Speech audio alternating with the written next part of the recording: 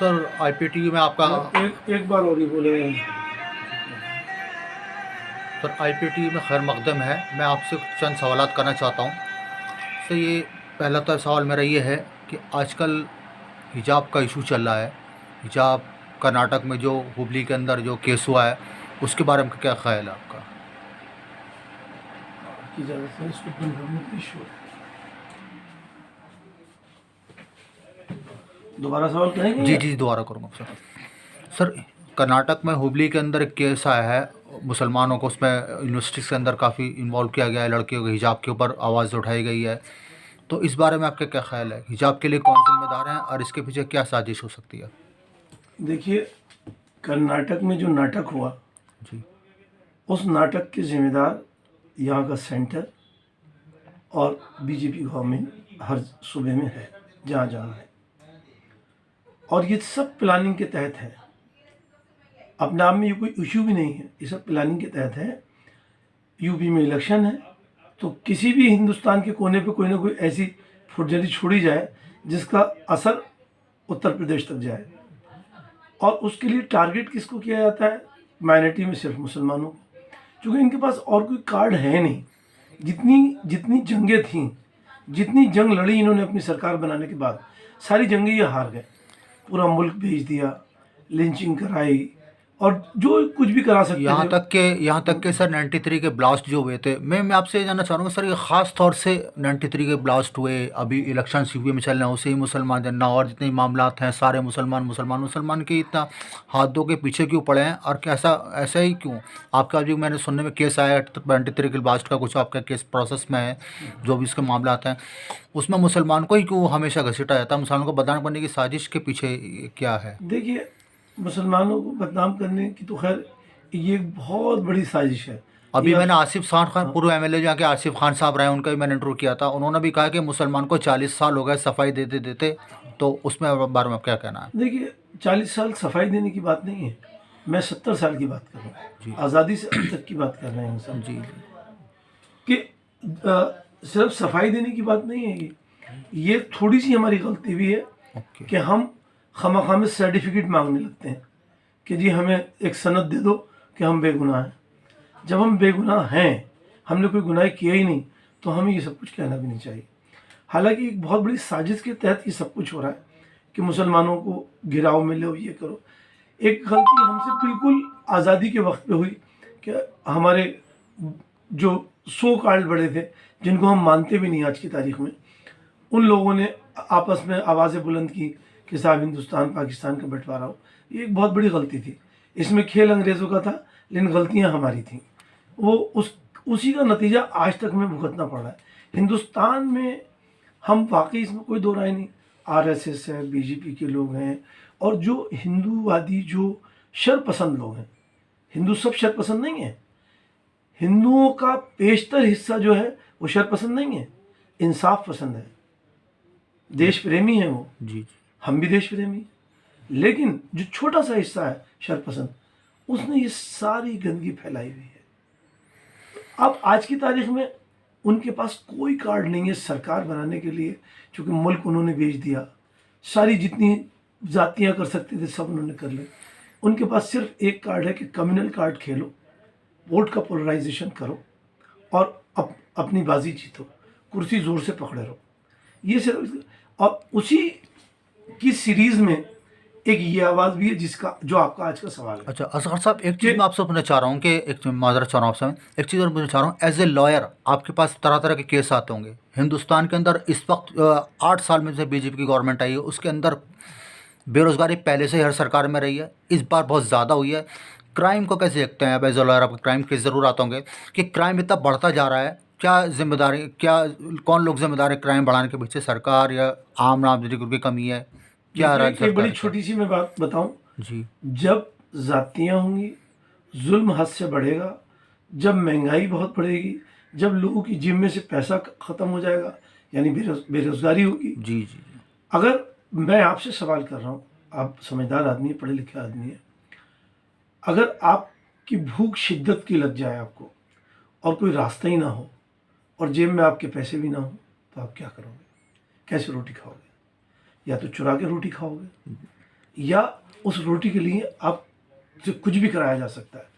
آپ چل نہیں پا رہے ہیں بھوک کی وجہ سے, اتنی شدت کی بھوک ہے, آپ سے کہو گے ادھر کو منہ کر کے تھوک دو, آپ تھوک دو گے.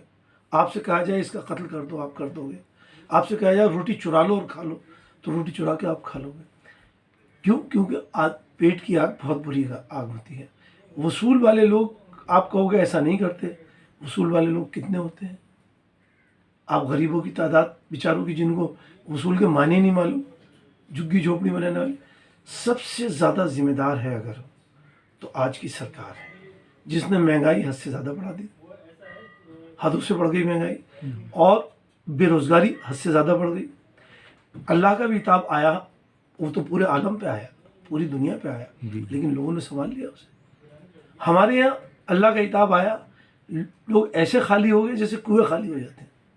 بہت پیسے بھرے ہوئے تھے لوگ, سب آرام سے رہ رہے تھے, سکون سے جی رہے تھے, لیکن 2 سال کے ایریا میں کیوں؟ کیونکہ سرکار نے کہیں ساتھ نہیں دیا.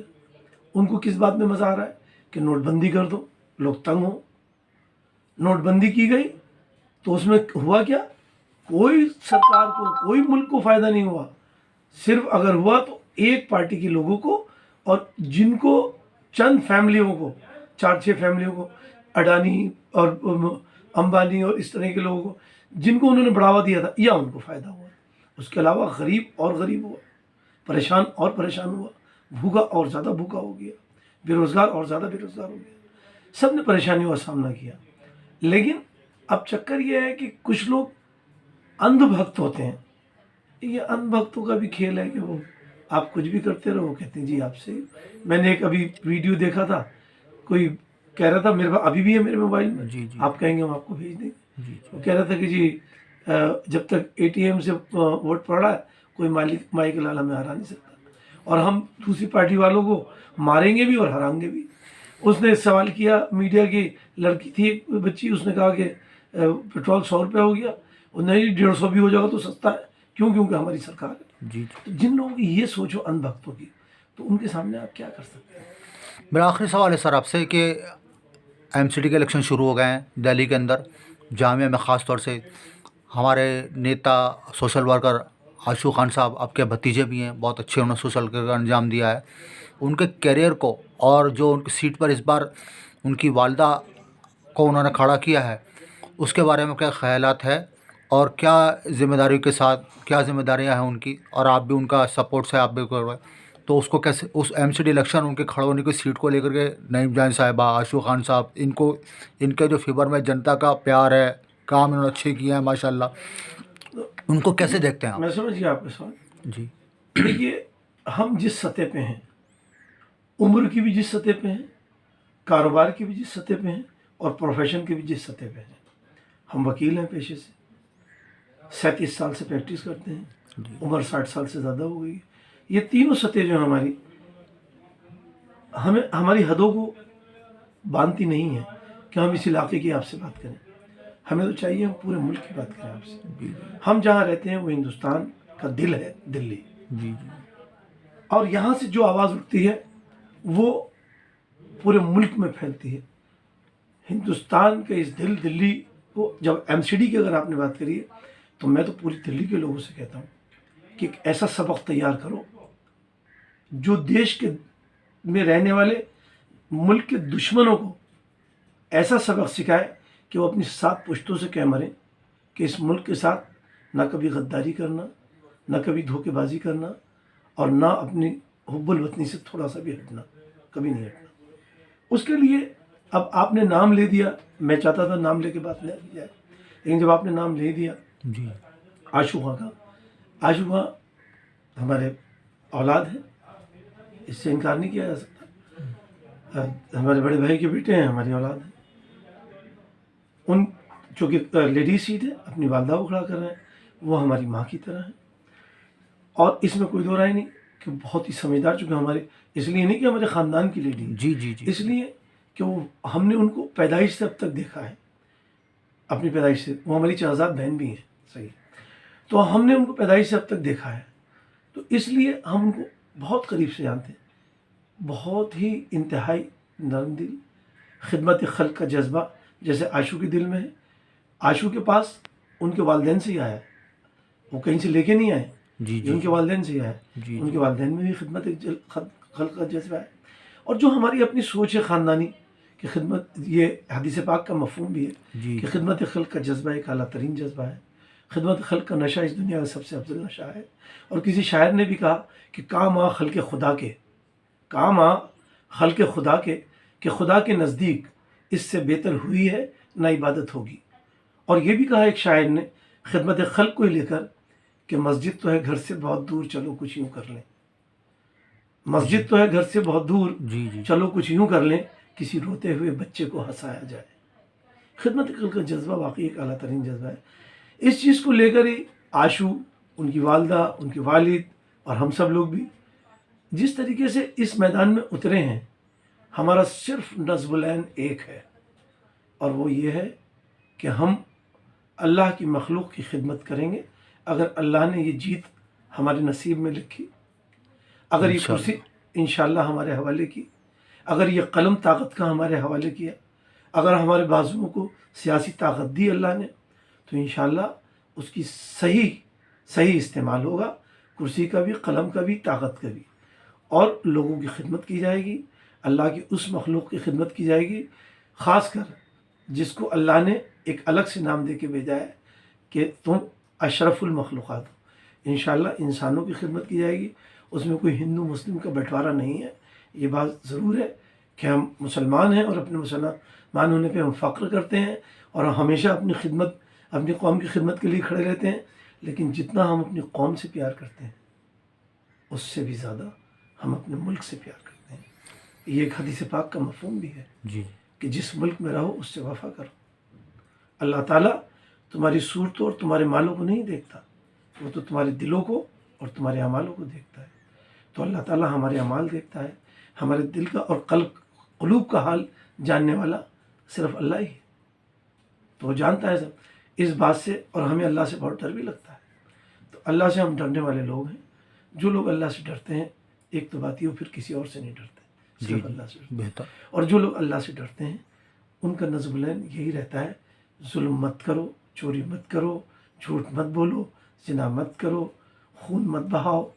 अल्लाह का ये फरमान है अपने कलाम पाक में, कुरान में, जो हमारा यकीन और हमारा अक़ीदा है कि जो हमारी ज़मीन पर खमा-खां फसाद करते फिरते हैं, हम उनको अपना दोस्त नहीं बनाते। मैं इसलिए कह रहा हूँ, जो अभी आपने सवाल किया था कि 93 के सीरियल ब्लास्ट में मुसलमानों का घसीटा जा रहा है, हमारा अक़ीदा ही है कि कभी ऐसा मत करो, जुल्म मत करो, फसाद मत करो। लेकिन जुल्म और फसाद के तमाम इल्ज़ाम हमारी पेशानी पर लगाए जाते हैं। ये हमारी बदकिस्मती है। लिहाजा वक्त की आपसे तंगी है। आपसे मैं आपसे मादर चाहूँगा और इंशाल्लाह फिर आगे आपसे गुफ्तगू करूँगा, और मैं इजाज़त लेता हूँ। इसके लिए आपका बहुत बहुत शुक्रिया। एक सेकंड सर, मैं मादरत चाहूँगा, मैंने आपसे 2 लाइन की ऑर्डर करना चाह रहा था। फॉर्म भरना है? फॉर्म है नहीं मैगजीन्स का, आप आ जाइए बैठ के, मैं इसमें एडिटर, सीनियर एडिटर का आपका नाम डालना, आपकी सरपरस्ती में ही चाहिए। इंशाअल्लाह रहेगी। सब रहे, जो आप कहेंगे जी जी इंशाल्लाह। शुक्रिया सर, अस्सलाम वालेकुम। शुक्रिया सर। सर